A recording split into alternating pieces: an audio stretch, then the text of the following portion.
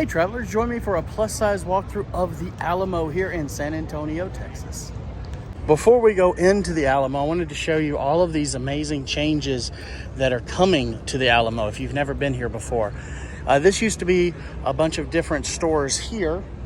It does look like some of them have moved down a bit, but this is all going to be a new welcome center coming in. Right now, that's the little welcome center right there. But that entire thing is going to be a giant welcome center for the Alamo. And then they've also added these statues. This is brand new as well. Not sure what they're all doing with that. They're rebuilding some of the original back up. Because the Alamo actually, well, we have the church obviously, but it actually went back over there. That's where wells and water and all were. I did get here in time. We're going to be able to walk through the church.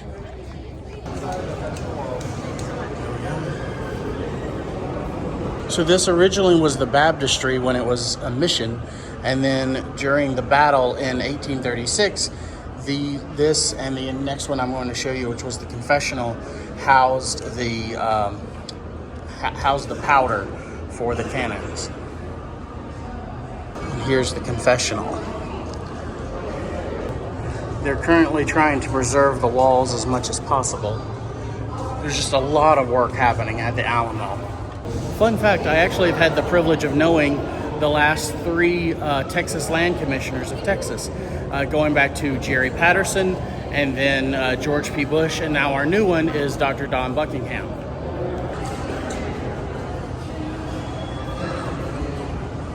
So that wall actually dates back to what the mission would have looked like in 1836.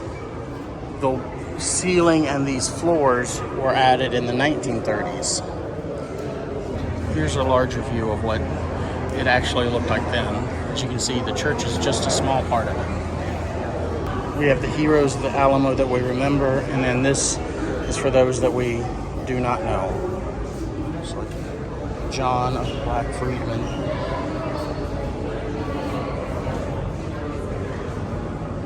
Here are the commanders. Obviously, these are the ones we remember and know the most about, with William Travis, who wrote the famous letter and was the commander here, James Bowie, David Crockett, and then James Butler Bonham.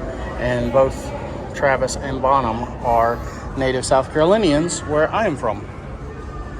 Here's the Alamo Museum. They have vastly changed this since last time I was here as well. Always bring a Bowie. Well, that's a nice bag for $5. Well, I was coming mainly because I wanted to see the Phil Collins stuff, but apparently they have stopped selling tickets. This is the Living History encampment. I do not think the Snapple was part of the encampment, just to be fair. So when you come to the Alamo, make sure you actually explore the courtyard and the gardens and everything. Oak tree was planted in 1965.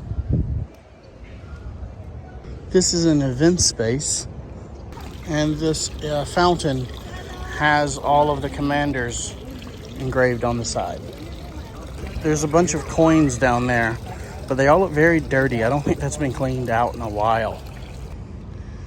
This irrigation ditch was actually part of the original that was made to help water farms.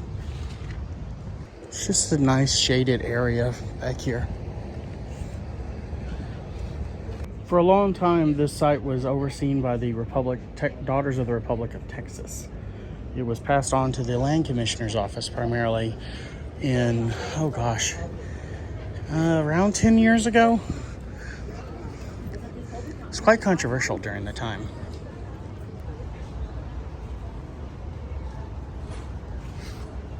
It's a giant millstone that was brought from the Canary Island colonists. It's supposed to be reminiscent of the Spanish hospital. We're in the long barracks now.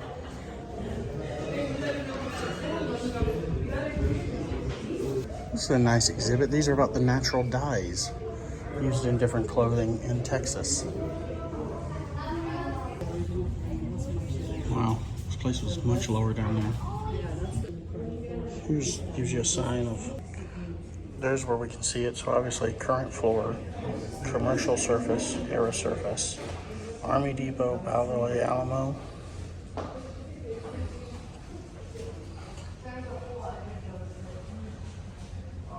John William Smith, El Colorado. He was an Alamo courier and mayor of San Antonio and a senator. This is Emily West Morgan, the Yellow Rose of Texas, originally from New Haven, Connecticut, agreed to come down to Texas to be a housekeeper at one of the James Morgan's hotels. And she was actually captured, and during the battle in 1836 with Sam Houston, she helped distract Santa Anna with her dalliances, as was written in 1842. And that allowed Sam Houston to actually surprise the encampment. James Bowie, they need to clean him up a little bit. This is Hendrik Arnold, another free man who was also a spy for the Texian army and a guide.